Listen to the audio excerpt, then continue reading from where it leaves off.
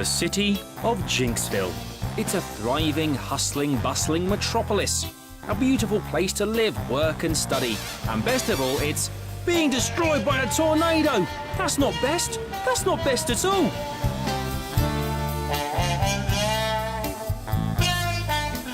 So it goes in SimCity. It's the series that makes roadworks and sewage spills fun for the whole family. A digital recreation of urban life that takes the pleasures of building miniatures and looking after a pet and smooshes them together with the thrill of resource management and disasters. It's been missing from our lives for a decade now, with most gamers more familiar with SimCity's suburban spin-off, The Sims. If the new SimCity has any sort of lesson, it's this: urban development is organic.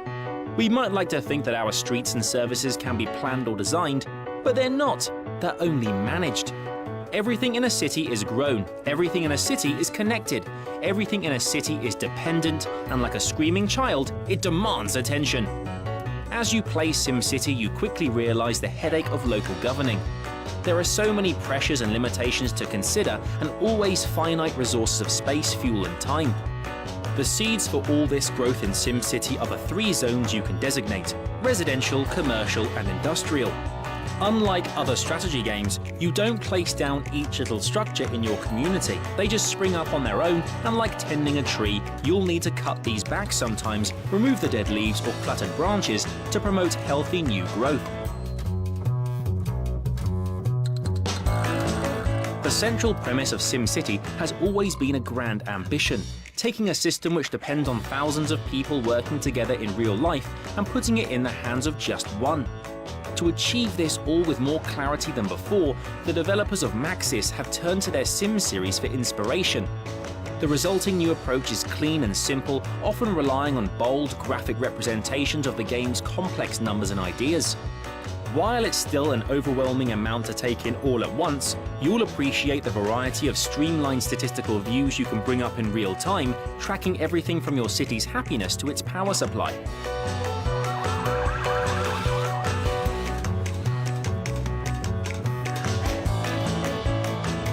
All of the resources in SimCity are surprisingly finite, but with a good reason.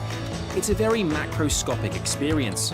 Your city doesn't exist in a bubble, but as part of a wider community of cities, either all designed by you or shared with friends online.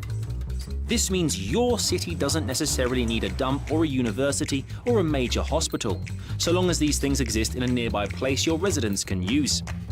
This allows individual cities to specialize in a sector and, as a result, gain their own character. That character can be positive, like, say, an eco-friendly university town, or negative, like a polluted industrial center. Whatever happens in one city will affect those around it, with every major variable able to spread beyond a single city's limits. It's once you begin to grow a community of communities that SimCity shows you its real achievement. The scope of the world combined with the melancholy music, the rise of the sun and the whir of the traffic, and you find yourself pondering the turn of the earth and all the little systems that work behind human lives.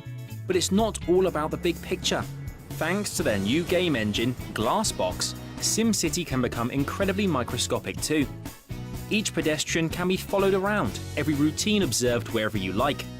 Solutions to problems are sometimes revealed not from your city-wide graphs and charts, but from human observation. It really does make you think about world problems on individual terms. Being so organic means your SimCity is alive, and that means you'll form a genuine relationship with the community you tend to.